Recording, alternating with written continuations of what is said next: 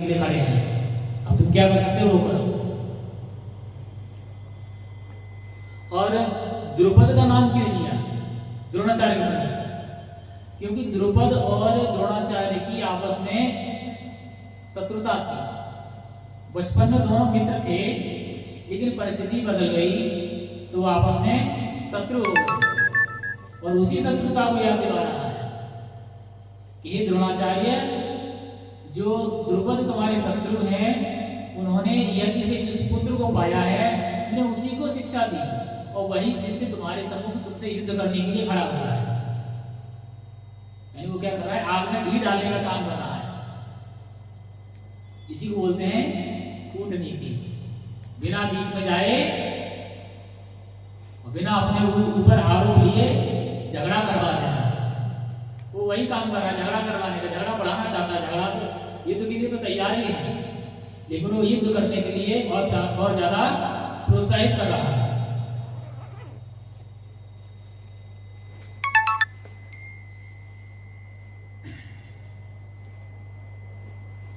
और जो द्रुपद का जो पुत्र है, वो यज्ञ के द्वारा उत्पन्न हुआ है, और उसको ये वरदान प्राप्त है कि वो द्रोणाचार्य का वध करेगा। और द्रोणाचार्य ये बात जानते हुए भी उन्होंने उसको शिक्षा दीक्षा प्रदान की है। इस बात से क्या शिक्षा मिलती है कि परिस्थिति चाहे कुछ भी हो, हमें अपने कर्तव्य से पीछे नहीं हटना चाहिए। द्रोणाचार्य एक शिक्षक है।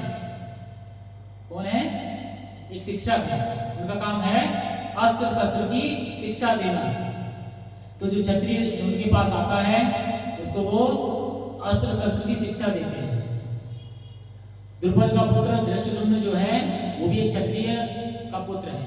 तो उनका कर्तव्य बनता है एक क्षत्रिय को शिक्षा दीक्षा प्रदान करना। जबकि वो जानते हैं कि द्रुपद का पुत्र है, इसको वरदान प्राप्त है, और एक समय आने पर ये मेरा वध करेगा। चाहते तो उसको शिक्षा नहीं देते, तो उनका क्या बिगाड़ सकता है? कुछ नहीं। कहते तुम मेरे शत्रु के पुत्र हो, आने वाले समय में तुम मेरा वध करोगे, मैं तुम्हारी शिक्षा दीक्षा क्यों दूं तुम्हें, जब तुम मेरे शत्रु हो। लेकिन उन्होंने शत्रुता को पीछे करके जो उनका कर्तव्य था, उस कर्तव्य को पूरा किया। इससे हमें ये शिक्षा मिलती है कि जो हमारा कर्तव्य है, उसको हमें अवश्य पूरा करना चाहिए। जैसे आप माता पिता हैं, तो आपको अपनी संतान का पालन पोषण अच्छे से करना चाहिए, अच्छे संस्कार देना चाहिए। क्या संस्कार देना चाहिए? ये नहीं है कि बेटा पढ़ो लिखो, धन कमाओ, जीवन सुखी हो जाएगा। जीवन सुखी होने के लिए भौतिक और आध्यात्मिक दोनों शिक्षाओं की जरूरत होती है, तभी जीवन सुखी होगा।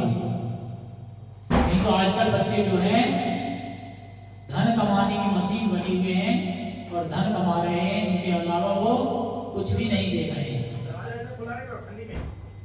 क्योंकि उनको ऐसा ही संस्कार दिया गया है।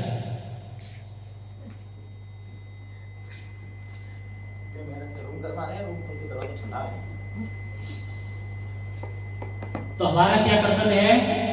बच्चों को भौतिक और आध्यात्मिक दोनों ज्ञान प्रदान करना, तभी हमारा कर्तव्य पूरा होगा। ऐसा नहीं पढ़ा लिखा तो बोल दिया, लेकिन धर्म के बारे में 00, तो आपका कर्तव्य पूरा नहीं हुआ। आपने उसको अधपका छोड़ दिया, वो पूरे से पका नहीं है। और वो अधूरा पका रहेगा तो जब जीवन में आगे बढ़ेगा तो उसको कष्ट होगा, और उस कष्ट के जिम्मेदार माता पिता होंगे। और फिर उसके बदले वो जब रिजल्ट में आपको कष्ट देगा, तो उसके जिम्मेदार भी आप ही होंगे। कहते हैं ना, हमारा बेटा हमें कष्ट देता है। इसका मतलब पालन पोषण में कोई ना कोई कमी रहती है।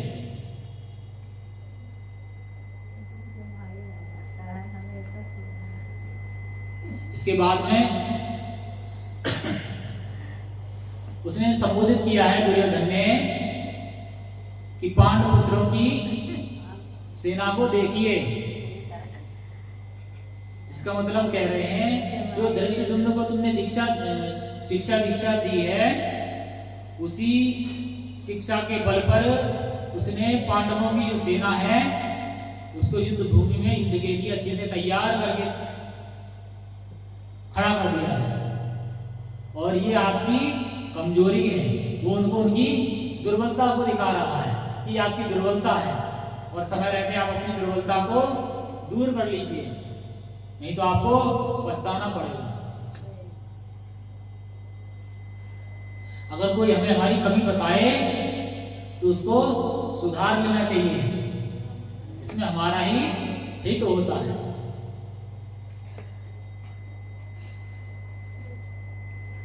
आगे क्या कह रहा है, और उसकी इस तरह से कहने का मतलब ये है कि द्रोणाचार्य सावधान हो जाएं कि उनके द्वारा सिखाए गए शिष्य ही उनके शत्रु हैं। तो युद्ध में उनसे कोई समझौता नहीं करना है, कोई भावनात्मक जुड़ाव